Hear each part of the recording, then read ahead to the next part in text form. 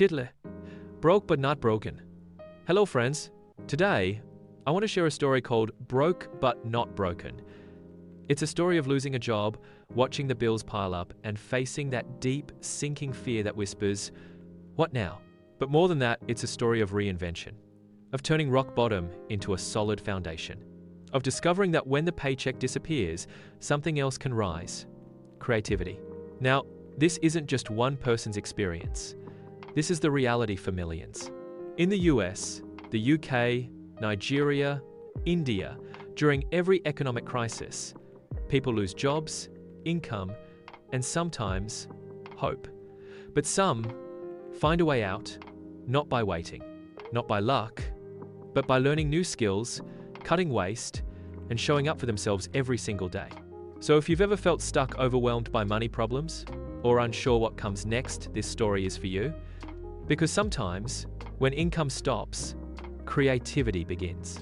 Let me introduce you to Grace, a 30-year-old marketing manager living in London. She had what many would call a stable life, a decent salary, a small but cozy flat, Friday movie nights, a monthly Starbucks treat she looked forward to. Then, the recession hit.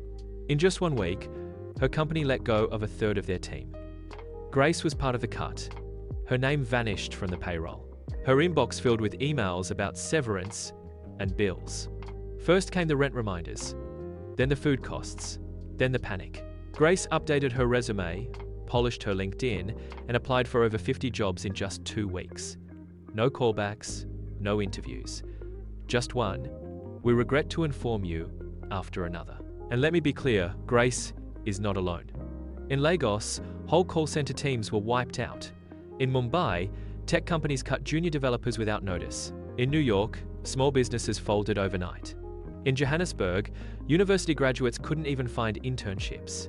Across the globe, talented people like Grace were being pushed out of the system, not because they weren't good, but because the system was broken. One morning, Grace sat on her floor, surrounded by unpaid bills and rejection emails, and said something simple but powerful. Waiting for a job right now is like waiting for rain in a drought. If no one's sending water, I have to dig my own well. That thought changed everything. Instead of waiting, Grace decided to do something different. She didn't know exactly what yet, but she knew she had to move, because sitting still was no longer an option. When Grace realized no job offer was coming anytime soon, she did something most people avoid. She opened her bank statement. Line by line, she looked at where her money was going. And the truth? It wasn't the recession that made her broke. It was the little leaks in her spending the things that felt normal when money was flowing. Friday night takeout, £25 streaming subscriptions, 10 here, £15 there. Gym membership she barely used, £40 coffee runs, ride shares, that cute new dress on sale. It added up fast. So Grace created a budget rule, the 50, 30, 20 rule. Simple, no apps, just pen and paper. 50% for needs, rent, power, water, minimum phone plan, 30% for essentials, basic food, transport, medicine, 20% for future, savings, or debt. And she got ruthless in the best way. No more fancy granola. She bought bulk oats and added fruit. Gym cancelled. She started doing YouTube workouts in her living room. Takeout? Gone. She made big pots of beans and rice, cheap, healthy, and lasted days. She switched to bike rides instead of public transport. She unplugged things when not in use. Every coin counted. At first, it felt like a punishment, but then something changed. Grace realized her money was lasting longer than ever before. The stress didn't disappear, but it stopped controlling her. She wasn't at the mercy of every price increase or every bill reminder. She was finally in the driver's seat of her finances. And here's what's interesting. This wasn't just about money anymore, it was about confidence. When you make a budget and stick to it, even in a crisis, you stop feeling helpless. You feel powerful, because you're no longer guessing, you're planning. And Grace isn't alone. In India, a laid-off teacher started batch cooking and saving 40% of her groceries. In the US, a single dad moved to cash envelopes and finally stopped overdrafting. In Nigeria, a student began selling thrift items online using the same 50, 30, 20 model. Globally, people just like Grace were realizing you don't need more money first. You need a plan for the money you already have. And that right there was the breakthrough. With her budget under control and survival mode activated, Grace turned to her next challenge, making money again. She didn't need a full-time job, she just needed something to get income flowing. She looked inward. A degree in marketing? A bit of writing experience? An eye for design? No fancy tech setup, just her old laptop, borrowed Wi-Fi, and the will to try. She signed up on global freelancing platforms, Upwork, Fiverr, Freelancer. Week 1, she created profiles, wrote honest bios, added a simple photo, no pretending, just her saying, "I'm new, but I'm reliable." Week 2, she started bidding small gigs only, £10 for a flyer, 20 for a few Instagram captions, 30 for a short article. She didn't win at first, but she kept bidding, tweaking, learning. Week 3, boom, her first win. A children's blog in the UK needed an article, £30. It wasn't much, but it meant everything. Week 4, another project. A startup in Lagos needed a logo. Grace sent 3 options. They loved it, paid instantly. Soon, gigs began to trickle in from everywhere.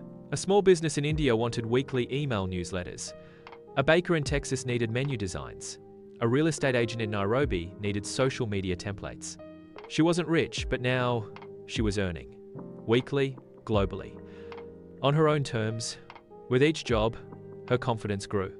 Clients left reviews like, "Super friendly, delivers fast, we'll hire her again." Grace wasn't just building income, she was building a reputation. A woman who had lost her job in a recession was now working with clients around the world, all from her living room. And the best part? She didn't wait for permission, she just started.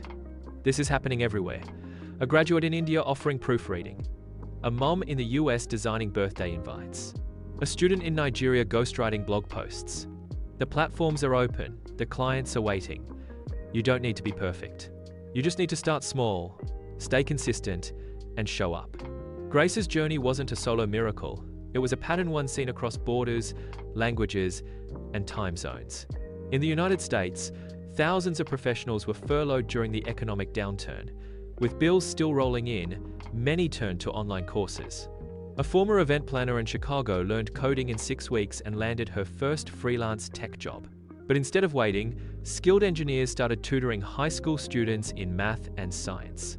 A photographer in London who couldn't shoot weddings began selling Lightroom presets and editing workshops online. Not just surviving, but thriving. And through all this, a new understanding was born. The internet became the village. When local work vanished, people turned global. One laptop, one skill, one honest story, and suddenly, the borders blurred. It didn't matter if the client was in Manchester or Mumbai, Lagos or Los Angeles. What mattered was showing up, offering value, and building trust. That's what Grace did. And that's what millions are still doing every day. The crisis didn't end dreams. It reshaped them. And if you're in that place now feeling stuck, feeling scared, remember, you are not alone. You are not without options. Where you are now is just the beginning. The world is wide, and it's waiting. Now that you've seen Grace's journey, let's pull it apart step by step into a roadmap anyone can use. Because it doesn't matter where you are, Lagos, Delhi, Manchester, Toronto, these steps are universal. Crisis doesn't discriminate, but neither does resilience. 1. Track your money. Before anything else, know exactly where your money goes. Pull out your bank app, look at your receipts. Are you bleeding cash on data bundles, late night snacks, subscriptions you forgot to cancel? Awareness is the first step toward control. 2. Cut the non-essentials. It's not forever. Just for now. Cancel what you don't need. Swap brand names for generics. Use public transport. Grace made beans, oats, and water work not glamorous, but it kept her afloat. 3. Leverage your skills. Can you write, draw, sew, speak another language, edit photos, bake bread? No skill is too small when someone out there needs it. Don't wait for a perfect talent. Use what you have. 4. Start micro gigs. Go on freelance platforms like Fiverr, Upwork, People Per Hour. Start small, 10 to 50 projects. You're not building a career overnight. You're building experience, trust, momentum. 5. Build credibility. Deliver early, Be polite. Respond fast. Collect testimonials. A good review today brings 10 jobs tomorrow. 6. Scale gradually. Raise your rates slowly. Learn more. Offer more. The 30 gig today becomes 300 next month if you build right. And don't worry if it feels slow. Most great things start painfully small. The key is this: surviving the economic crisis doesn't require luck. It requires honesty, strategy, and steady action. Grace didn't wait for a miracle. She made one. You can too. Being broke might feel like the end, but it doesn't have to be. Grace lost her job during a global economic downturn. Rent was due. Bills were piling up. Fear was loud. But she didn't fold. She pulled out a pen, faced the numbers, cut the fluff, and focused on survival. Then she did something powerful. She started where she was, with what she had. She didn't have a business plan, just a laptop, some basic skills, and a growing determination. Within months, she went from zero income to global clients, from financial panic to purposeful hustle. Now, this isn't just Grace's story. This is the story of millions across continents in different languages. But with one thing in common: when income stops, creativity starts. Recessions don't kill dreams, fear does. But if you push past the fear, you'll find options, even if they're small at first, even if they don't look like the success you imagined. Moral lesson: your value is not in your paycheck, it's in your skill, your resourcefulness, your resilience. And those can't be cancelled, not by inflation, not by layoffs, not by a crashing economy. Follow for more. If you're in a tough spot right now, remember your next opportunity might be hiding in your skill set. Follow for more stories and strategies that remind you you're not stuck, you're just starting. Subscribe for more. Want more like this? Subscribe now so the next time life hits hard, you'll be armed with lessons, not just panic.